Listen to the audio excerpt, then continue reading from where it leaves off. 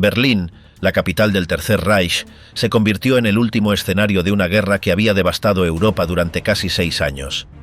Las calles quedaron cubiertas de humo, escombros y fuego, mientras los disparos resonaban entre edificios en ruinas y columnas de civiles avanzaban sin rumbo bajo el sonido de la artillería.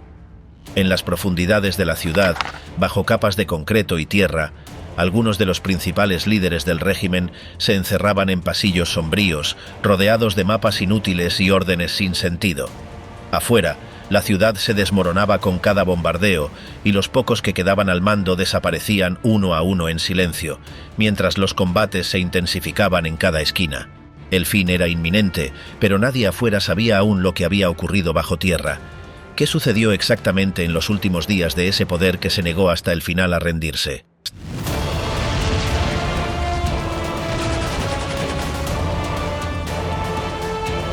La noche del 16 de abril de 1945, miles de focos se encendieron de forma repentina y rompieron la oscuridad frente a las posiciones alemanas del frente del Oder, iluminando las líneas enemigas como si fuera pleno día. Esa potente luz artificial, generada por más de 140 reflectores, apuntaba hacia el oeste desde las filas del primer frente bielorruso. Aunque los proyectores se habían empleado inicialmente en operaciones nocturnas, el mariscal Zhukov había decidido usarlos en esta ocasión para deslumbrar a los defensores alemanes, ayudar a la infantería a avanzar por el terreno embarrado y generar un efecto psicológico similar al de un bombardeo. Sin embargo, las condiciones del tiempo y el polvo en suspensión redujeron la visibilidad de manera considerable, lo que hizo que el efecto fuera menos impactante de lo esperado. Aún así, a las 3 de la madrugada comenzó un ataque de artillería que duró cerca de 30 minutos y que precedió al avance general de la infantería soviética. El plan de Zhukov consistía en romper las defensas alemanas en las alturas de Zielou, para después dirigirse hacia Berlín desde el este. Esas colinas eran la última barrera natural que protegía la capital alemana. Los soviéticos habían concentrado una fuerza enorme para la operación, con más de 2,5 millones de soldados, alrededor de 6.500 carros de combate, casi 8.000 aviones y más de 40.000 piezas de artillería. Por su parte, los alemanes apenas contaban con un total de cerca de 300.000 hombres, una cantidad reducida de tanques y armas anticarro, y muchas de sus unidades estaban formadas por miembros del Volkssturm, jóvenes de la Hitlerjugend y veteranos mayores sin experiencia reciente en combate. La batalla de Zielou fue una de las más intensas del frente oriental. Las tropas soviéticas encontraron una resistencia mucho más fuerte de lo esperado. Las defensas alemanas estaban bien organizadas en varias líneas sucesivas y habían aprovechado el terreno elevado para ubicar nidos de ametralladoras y piezas antitanque. Además, el terreno fangoso por las lluvias recientes y la destrucción de caminos complicaba seriamente el avance de los vehículos soviéticos, que quedaban atascados o eran blanco fácil desde las alturas.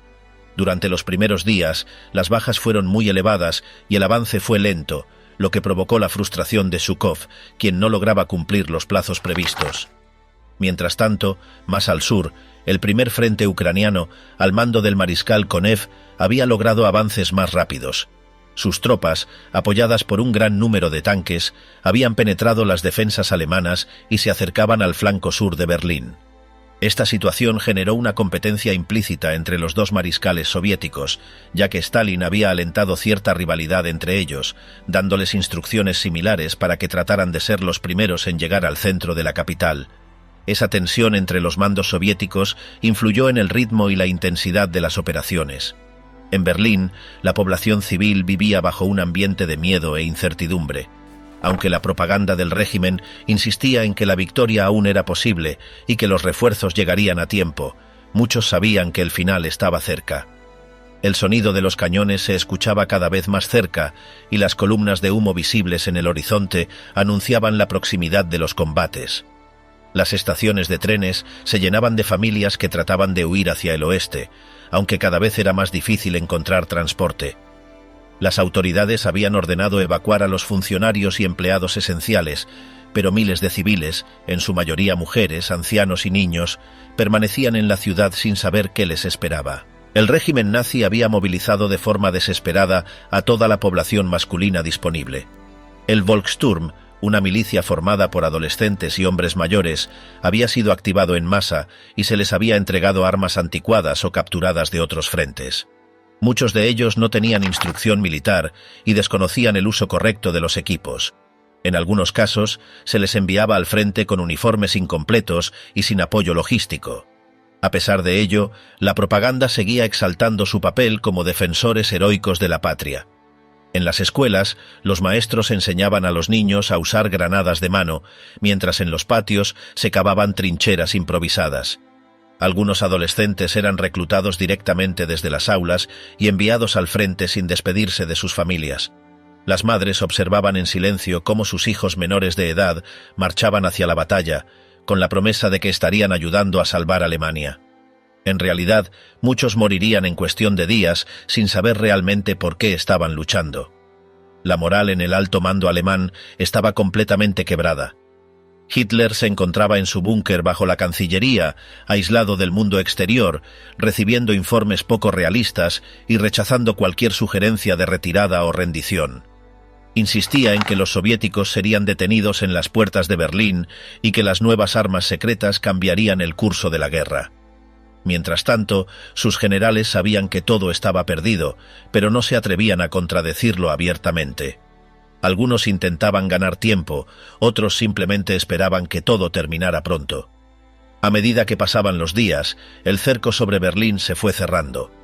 Las tropas soviéticas del primer frente bielorruso lograron finalmente romper las defensas en Sídlov después de varios días de duros enfrentamientos y avanzaron hacia la ciudad desde el este, mientras las unidades del primer frente ucraniano se acercaban desde el sur.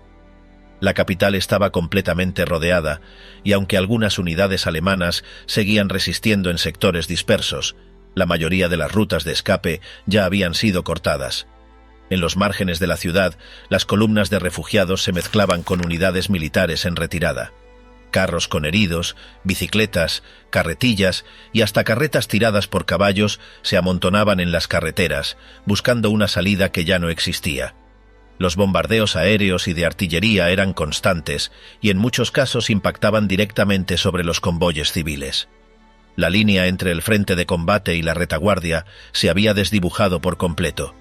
Las iglesias se llenaban de personas que rezaban en silencio, mientras los edificios públicos eran convertidos en centros de mando o refugios improvisados. Los hospitales estaban saturados y carecían de los suministros más básicos.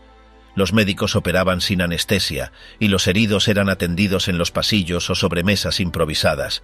A pesar del caos, muchos seguían creyendo que los aliados occidentales llegarían antes que los soviéticos y que ocuparían Berlín, lo cual resultó ser una esperanza sin fundamento. Las últimas semanas antes de la caída estuvieron marcadas por una atmósfera de fatalismo, pero también de resistencia sin sentido. En algunos barrios, los vecinos cavaban trincheras en los jardines, mientras en otros se organizaban grupos para preparar cócteles Molotov.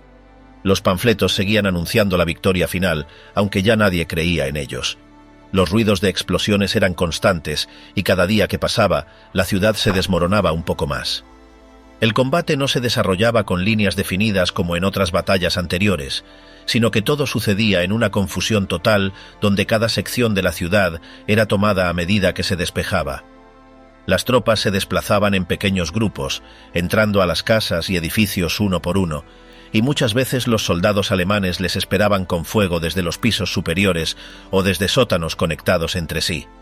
Los soviéticos respondían con lanzallamas y explosivos y derrumbaban muros para evitar tener que usar puertas o ventanas que podían estar minadas. En algunas ocasiones se abrían paso entre pisos con granadas o simplemente echando abajo los techos con cargas colocadas en los pisos superiores. La mayoría de las viviendas ya estaban vacías, pero en muchos lugares había todavía civiles escondidos en sótanos, en túneles o incluso entre los escombros. La resistencia alemana era irregular y caótica.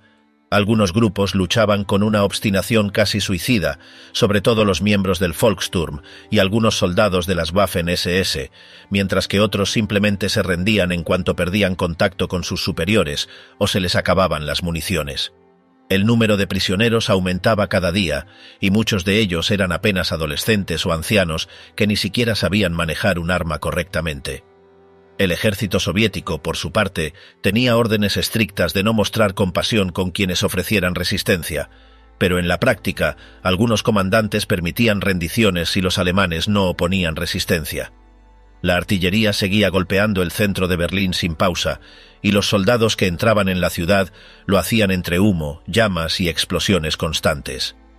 Muchas de las calles ya no existían como tales, y lo que quedaba eran corredores de ruinas, llenos de vehículos quemados, cadáveres sin recoger y restos de mobiliario esparcido por todas partes. El subsuelo de Berlín se convirtió en un segundo campo de batalla. Las líneas de metro, las alcantarillas y los túneles que conectaban edificios eran utilizados por los defensores alemanes para moverse de un lugar a otro, evitar ser detectados y preparar emboscadas. Algunas explosiones causaron el colapso de secciones enteras del sistema subterráneo, y en otros casos, los propios soviéticos arrojaban bombas o lanzaban granadas para obligar a los combatientes a salir. Las escenas dentro de esos túneles eran de un caos total, con gritos, llantos, humo y cuerpos tirados por todas partes. En la superficie, los combates continuaban sin pausa. En muchas zonas, los soviéticos tenían que pelear por cada edificio, cada piso, cada habitación. Era una lucha lenta y agotadora, donde el control de una manzana podía costar decenas de bajas. Los soldados se turnaban para avanzar, cubrirse y limpiar las zonas tomadas. En algunas ocasiones, los francotiradores alemanes lograban frenar el avance durante horas, ocultos en los techos o en torres de iglesia. Los soviéticos respondían con fuego concentrado, haciendo volar los edificios sospechosos de albergar enemigos. El uso de tanques era limitado por la estrechez de las calles y la gran cantidad de barricadas improvisadas, pero aún así lograban avanzar, disparando a quemarropa contra las entradas de los edificios y las ventanas. Los cañones autopropulsados acompañaban a la infantería y destruían posiciones fortificadas antes de que los soldados entraran a registrar el terreno. Los alemanes no tenían ya medios para retirar a sus muertos, y los soviéticos no se detenían a hacerlo. La ciudad olía a quemado, a cuerpos en descomposición y a escombros húmedos. La población civil trataba de sobrevivir escondida, sin agua ni electricidad, temiendo tanto a los combates como a las represalias. Muchos intentaban cavar refugios más profundos o buscaban nuevas entradas al metro. Las radios ya no transmitían y la información corría de boca en boca, muchas veces alterada o incompleta. Algunos seguían creyendo que los refuerzos llegarían, que Wenck aparecería con sus tropas para romper el cerco, pero la mayoría empezaba a resignarse a lo inevitable. El Reichstag se convirtió en uno de los objetivos simbólicos más importantes. Su conquista tenía un valor propagandístico para los soviéticos y su proximidad al búnker de Hitler lo convertía en una meta prioritaria. El edificio estaba parcialmente destruido, pero todavía albergaba defensores bien armados. La lucha por tomarlo fue encarnizada, con combates cuerpo a cuerpo en las escaleras, en las salas interiores y hasta en los pasillos oscuros llenos de polvo y humo. Las tropas soviéticas que participaron en la toma fueron felicitadas por sus mandos, y se permitió izar banderas rojas en la azotea, aunque muchas fotografías fueron tomadas después, en poses preparadas, para registrar el momento. A pesar de la importancia simbólica, el Reichstag no era el último bastión defensivo, y en otras partes de Berlín la lucha seguía con igual intensidad. Dentro del centro de mando nazi, la situación era cada vez más caótica. Los informes que llegaban eran contradictorios y Hitler seguía exigiendo contraataques imposibles con tropas que ya no existían. Se enviaban órdenes que nunca llegaban a destino o que eran ignoradas por comandantes que ya actuaban por su cuenta. La estructura de mando colapsaba mientras el cerco se estrechaba. Goebbels seguía emitiendo discursos por radio hasta el último momento, prometiendo una victoria que nadie creía. Algunos altos mandos ya pensaban en la fuga o en poner fin a todo por su propia mano y se preparaban para el colapso total del régimen. Mientras tanto, los combates continuaban a pocas calles del corazón del poder nazi y las explosiones ya se escuchaban claramente desde los subterráneos de la Cancillería. Las condiciones para los civiles eran cada vez peores. No había electricidad ni agua corriente y la comida escaseaba. Los pocos hospitales que seguían funcionando estaban desbordados y carecían de suministros básicos. En muchas partes de la ciudad, los vecinos intentaban organizarse para compartir lo poco que quedaba. Se cocinaba con madera recogida de los muebles rotos y se hervía agua contaminada con la esperanza de hacerla potable. Las madres intentaban calmar a los niños mientras afuera retumbaban los cañones. Algunos civiles fueron alcanzados por los bombardeos mientras hacían fila para conseguir pan o agua. Los que podían moverse intentaban abandonar la ciudad, pero casi todas las rutas estaban cortadas o eran demasiado peligrosas.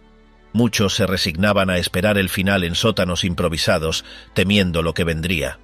La moral de las tropas alemanas se deterioraba rápidamente. La mayoría de los soldados sabía que no habría retirada ni refuerzos. Algunos seguían luchando por miedo a las represalias, otros por obediencia ciega o simplemente por no tener otra opción. Había unidades que se disolvían sin aviso, soldados que cambiaban de ropa para mezclarse entre los civiles y oficiales que desaparecían sin dejar rastro. Los que seguían combatiendo lo hacían en grupos pequeños, muchas veces sin comunicación con sus superiores. Las municiones escaseaban y en algunos casos se combatía con armas capturadas o improvisadas. Las noches eran igual de peligrosas que el día y el sonido de los disparos y las explosiones era constante. No había descanso ni pausa. La ciudad era un campo de batalla sin tregua. El Ejército Rojo, por su parte, mantenía la presión constante. Las divisiones avanzaban por todos los frentes, ocupando sectores clave como el Ministerio del Aire, el Ministerio del Interior y la zona de la Cancillería. Cada cuadra tomada significaba nuevas bajas, pero también el debilitamiento definitivo del enemigo. La resistencia seguía en algunos puntos, pero el ritmo de avance no se detenía. Los comandantes soviéticos sabían que el final estaba cerca, y muchos competían por llegar primero al centro de la ciudad. El prestigio y el reconocimiento ante Stalin dependían de quién izara la bandera sobre los edificios clave. Esa competencia interna también generaba errores, pero la superioridad numérica y de fuego era tal que no había posibilidad real de un contraataque alemán efectivo. Cuando la capital quedó rodeada y los disparos no cesaban ni un instante, miles de personas buscaron refugio en los sótanos y en los túneles del metro, intentando escapar del estruendo de las bombas y del colapso total que ya se presentía. En cada rincón subterráneo, entre paredes de concreto agrietado y humedad acumulada, familias enteras se amontonaban en colchones improvisados, compartiendo espacios reducidos con desconocidos, con los olores del miedo, el encierro y el cansancio flotando en el aire. Los hospitales ya no tenían camas disponibles y los médicos trataban de atender a los heridos sin anestesia, con los materiales que todavía les quedaban y con el zumbido constante de los proyectiles cayendo encima. Cada día era más difícil encontrar algo que comer. Los mercados ya no abrían, los almacenes estaban vacíos y la comida enlatada se había terminado hacía semanas. La gente salía brevemente a las calles arriesgando la vida para buscar restos de pan o alguna patata podrida, pero en muchos casos volvían con las manos vacías. Los que no podían salir, como los ancianos o los heridos, dependían de lo poco que otros lograban traer. Algunos grupos empezaron a cocinar en latas o estufas improvisadas en los túneles, pero incluso conseguir agua se convirtió en una tarea complicada porque muchas tuberías habían sido destruidas. Los refugios improvisados que se usaban como hospitales ya no podían contener más personas. Los heridos llegaban por docenas, la mayoría con amputaciones, quemaduras o metralla incrustada, y se alineaban en el suelo esperando una atención que nunca llegaba. Los doctores hacían lo que podían con vendas sucias, instrumentos oxidados y sin electricidad. En algunos casos se amputaban extremidades sin anestesia, solo con un trapo en la boca para morder el dolor. Los gritos llenaban los pasillos, mezclándose con los ecos de explosiones lejanas que nunca dejaban de escucharse. A medida que los combates se acercaban al centro de la ciudad, los refugios subterráneos se convertían en una mezcla de miedo y desesperación. Las noticias se esparcían rápido, pero nadie sabía qué era cierto y qué no. Algunos decían que los rusos ya estaban en el parque central, otros aseguraban que habían llegado a la estación. En esos espacios cerrados, la oscuridad y el calor empeoraban la tensión. Muchos niños lloraban sin parar, algunos adultos murmuraban plegarias, otros simplemente se quedaban en silencio mirando al vacío, esperando que todo acabara de una vez. Hubo personas que intentaron mantenerse útiles. Algunos ayudaban a repartir agua o a organizar a los más pequeños. También hubo quienes, pese al hambre, compartían lo poco que les quedaba, pero eso no evitaba que se produjeran discusiones. En más de una ocasión, dos familias casi llegaron a pelearse por un trozo de pan seco o por un espacio junto a una pared donde se sentía menos el frío. La presión del encierro y del miedo constante iba desgastando los nervios de todos. Cualquier ruido fuerte podía desencadenar un ataque de pánico generalizado. Los túneles del metro, pensados originalmente para el transporte rápido de pasajeros, se transformaron en pasillos de sobrevivientes. En ciertos tramos, las vías se usaban como espacio para dormir. Algunos usaban pedazos de madera como camas, otros simplemente se recostaban sobre mantas. Había zonas en las que se acumulaba el agua, por lo que los que dormían allí pasaban las noches con los pies empapados. En algunos puntos se improvisaron letrinas con baldes o huecos en la tierra. El olor era insoportable, pero nadie se quejaba porque sabían que afuera era mucho peor. La comunicación entre refugios era limitada. Algunas personas se ofrecían a salir brevemente para buscar noticias o avisar a conocidos en otros túneles, pero el peligro era constante. En más de una ocasión, un proyectil impactó cerca de las salidas, atrapando o matando a quienes intentaban subir. Aún así, había quienes arriesgaban el todo por el todo, solo para saber si su madre, su hermano o su amigo seguía vivo. Cuando alguno volvía con noticias, todos se amontonaban para escuchar, aunque casi siempre las novedades eran malas. Los ataques aéreos no cesaban, ni de día ni de noche. Incluso bajo tierra, el estruendo era tan fuerte que se sentía en el pecho, como un golpe seco que no terminaba nunca. Las paredes temblaban con cada impacto, y en algunos refugios se desplomaron techos o muros, dejando atrapadas a decenas de personas sin posibilidad de rescate. A medida que los días pasaban, la ciudad se deshacía sobre sus propios cimientos. Cada calle, cada edificio, cada parque, se transformaba en un campo de ruinas. En muchas familias ya no se hablaba de esperanza, se hablaba de aguantar. Algunos adultos hacían cálculos con lo que les quedaba de pan, dividiéndolo en porciones diminutas para que durara unos días más. Otros guardaban trozos de jabón o pastillas para usarlos como moneda de intercambio si llegaban a encontrar a alguien con algo de comer. Los niños, en su mayoría, ya no jugaban. Se acurrucaban junto a sus madres o dormían durante horas por el cansancio, la desnutrición y el frío. La situación en los hospitales no era distinta. Los quirófanos estaban oscuros, los generadores ya no funcionaban y los pacientes se amontonaban en pasillos, patios y sótanos. Se operaba con linternas o con velas. Las infecciones se propagaban con rapidez. Había casos de gangrena, tétanos, neumonía y no había medicinas para tratar nada.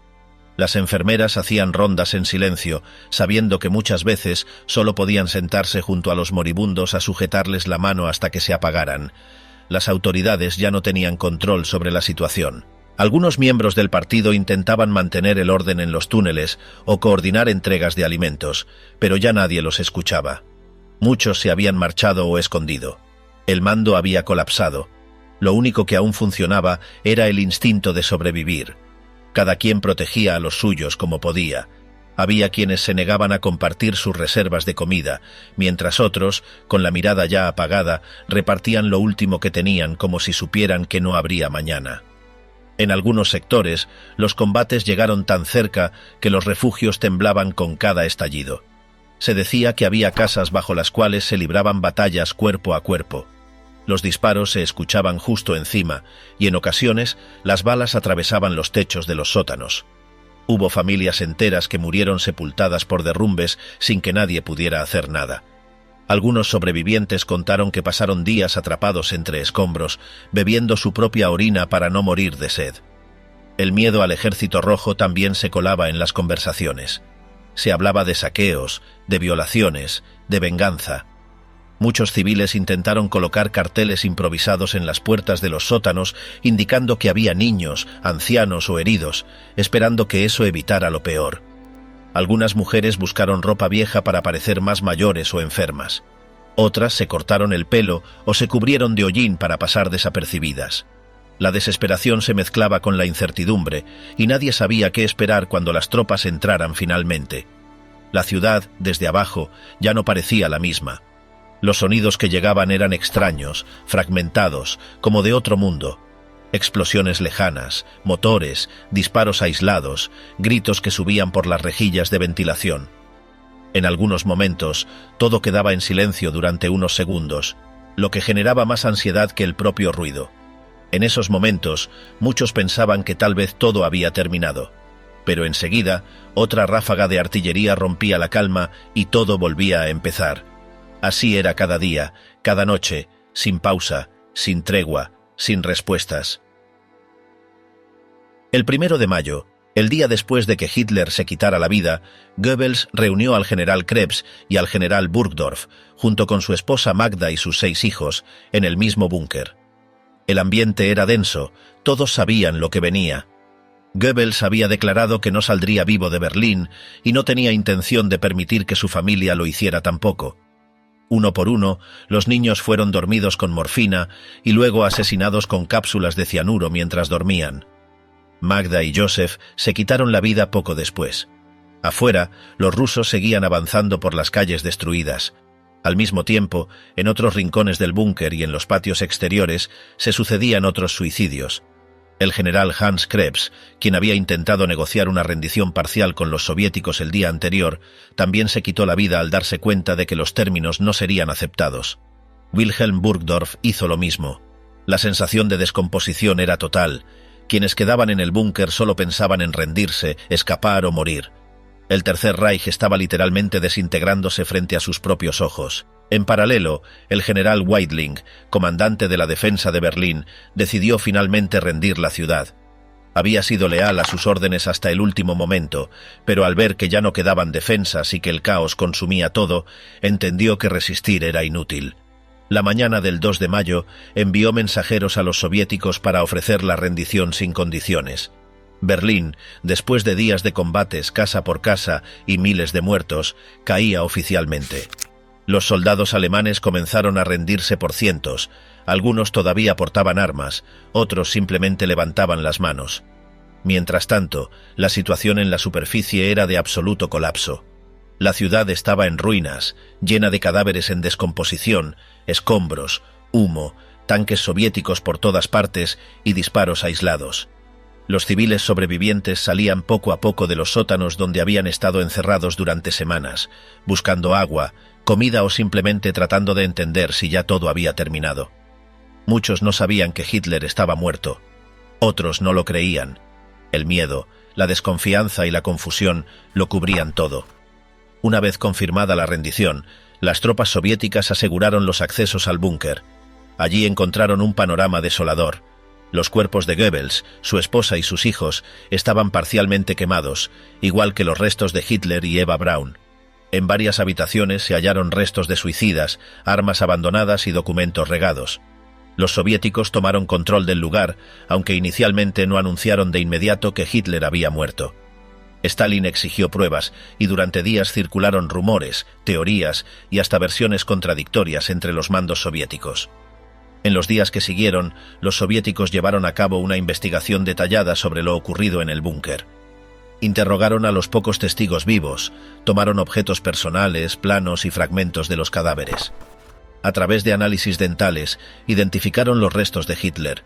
Sin embargo, por razones políticas y de propaganda, Moscú no reveló toda la información y se permitió que la confusión se mantuviera durante un tiempo. Para los soldados soviéticos, lo importante era que Berlín había caído y el enemigo había sido vencido. Con la rendición oficial, terminó también el intento de defensa de las últimas unidades alemanas en Berlín. Las Waffen-SS, que habían ofrecido una resistencia encarnizada en algunos sectores, finalmente depusieron las armas o fueron aniquiladas. En total, más de 100.000 soldados alemanes fueron capturados en la capital. Algunos intentaron escapar disfrazados de civiles, otros se suicidaron antes de ser apresados. Los generales soviéticos, como Chuikov y Zhukov, recibieron felicitaciones del alto mando y fueron reconocidos como los responsables de la victoria en la capital enemiga. La ciudad estaba completamente destruida. El centro de Berlín era un campo de ruinas irreconocible. Edificios icónicos como el Reichstag, la Cancillería o la estación Anhalter-Bahnhof habían sido bombardeados hasta quedar reducidos a estructuras vacías. Los escombros cubrían calles enteras y los incendios aún ardían en algunos barrios. Los puentes estaban dinamitados, los sistemas de agua y electricidad colapsados. No había transporte ni comida suficiente. La población civil vagaba desorientada entre los restos de la ciudad, sin saber qué iba a pasar con ellos ni quién iba a gobernar ahora. Durante los días siguientes, los soviéticos organizaron el control militar de la ciudad. Se establecieron puntos de vigilancia, se requisaron edificios aún en pie para alojar mandos y hospitales, y se comenzó a interrogar a funcionarios nazis capturados. Paralelamente, empezaron los reportes de abusos contra la población civil, especialmente mujeres.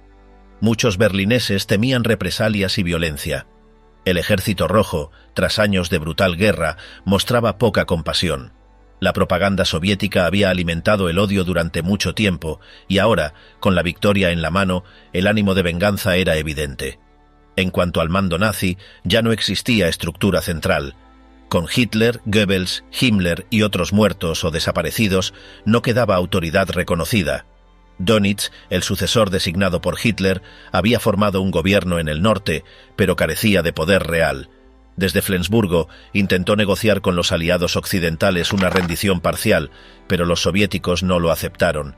La guerra en Europa estaba prácticamente terminada, solo quedaban focos aislados de resistencia. Las divisiones alemanas aún en activo recibían órdenes contradictorias o simplemente se entregaban por su cuenta. La población civil intentaba adaptarse a la nueva realidad.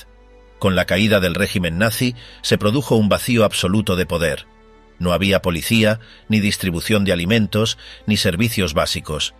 Muchos antiguos funcionarios intentaron desaparecer entre la población. Otros fueron apresados por los soviéticos y enviados a campos de prisioneros.